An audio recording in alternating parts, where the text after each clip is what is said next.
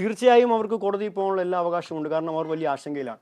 കേരളത്തിലെ സ്റ്റേറ്റ് സിലബസിലെ കുട്ടികൾ സ്വാഭാവികമായി ഇപ്പോൾ കീമിൻ്റെ ഒരു റാങ്ക് ലിസ്റ്റ് വന്നപ്പോൾ ഉയർന്ന റാങ്കിലുള്ള കുട്ടികൾ പലരും പുതിയ റാങ്ക് ലിസ്റ്റ് പ്രസിദ്ധീകരിച്ചപ്പോൾ പുറകേക്ക് പോകുന്ന നിലയുണ്ടായി.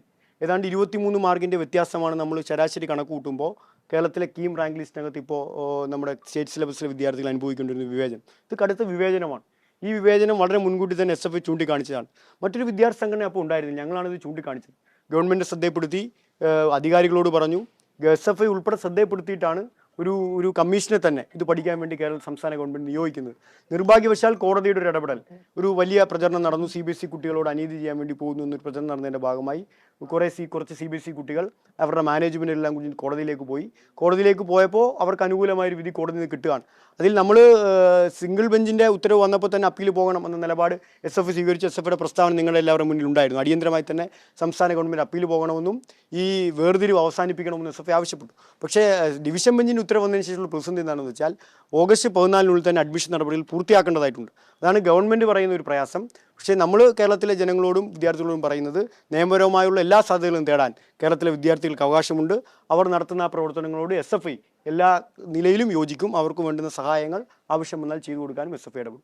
18-ാം തീയതി അലോട്ട്മെന്റ് പൂർത്തിയാകും. അപ്പോൾ അവർക്ക് ഒരാഴ്ചയുടെ സമയം വേണമെന്നാണ് ഈ കോടതിയിലേക്ക് പോകുന്നവർ പറയുന്നത്. അപ്പോൾ SFI അങ്ങനെ ആവശ്യപ്പെടും, ഒരാഴ്ച കൊണ്ട് നോക്കാം അതിൻ്റെ എന്താ സ്ഥിതി എന്നുള്ളത് പഠിച്ചിട്ട് നമുക്ക് നോക്കാം. അവരുടെ ആവശ്യം എന്താണെന്ന് നോക്കിയിട്ട്, കുട്ടികളുടെ ആവശ്യം നമ്മുടെ സഹോദരനും സഹോദരിമാരുമാണ്, അവരുടെ ആവശ്യം എന്താണെന്ന് നോക്കിയിട്ട് അതിന് ആവശ്യമായ നിലപാട് SFI സ്വീകരിക്കും.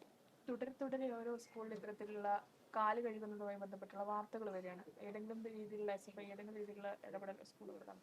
ഞങ്ങളിപ്പോൾ സംസ്ഥാന മന്ത്രിക്ക് തന്നെ, പൊതുവിദ്യാഭ്യാസ മന്ത്രിക്ക് തന്നെ ഞങ്ങളിപ്പോൾ പരാതി കൊടുത്തു.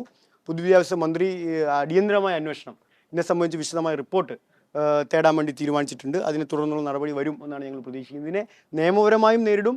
ഒപ്പം തന്നെ ഒരു സാമൂഹിക വ്യവസ്ഥിതി, ഒരു സാമൂഹിക ബോധം, ഒരു സമൂഹത്തിൻ്റെ പ്രതികരണം ഇതിനെതിരെ ഉയർന്നു വരേണ്ടതായിട്ടുണ്ട്. കഴിഞ്ഞ ദിവസം തന്നെ ആദ്യം വാർത്ത വന്നത് ബേഡകത്ത് നിന്നാണ്, എൻ്റെ ഓർമ്മ ശരിയാണെങ്കിൽ കാസർഗോഡ്. അപ്പോൾ തന്നെ നമ്മൾ സംസ്ഥാന ഗതിയിൽ നിന്ന് ആവശ്യപ്പെട്ട് കാസർഗോഡ് ജില്ലാ കമ്മിറ്റി ബാലാവകാശ കമ്മീഷന് പരാതി കൊടുത്തു. അങ്ങനെ നിയമപരമായി ഇത്തരം കുട്ടികൾ, ഞാൻ നേരത്തെ അതിൻ്റെ ആക്റ്റും കാര്യങ്ങളെല്ലാം സൂചിപ്പിച്ചു, അതിന് വിരുദ്ധമായുള്ള സമീപനം സ്വീകരിക്കുന്ന ഇത്തരം സ്ഥാപനങ്ങൾക്ക് നിയമപരമായും, ഒപ്പം ഞാൻ നേരത്തെ പറഞ്ഞ കേരളത്തിൻ്റെ ഒരു മതനിരപേക്ഷ അന്തരീക്ഷത്തെ തകർക്കാൻ ആവശ്യമായ ഒരു പരിശ്രമം നടത്തുന്നവർക്കെതിരെ പൊതുസമൂഹത്തിൻ്റെയും രക്ഷിതാക്കളുടെയും വിദ്യാർത്ഥികളുടെയും പ്രതികരണം ഉയർന്നു വരണം എന്നുകൂടി ഞങ്ങൾ ആവശ്യപ്പെടുകയാണ്.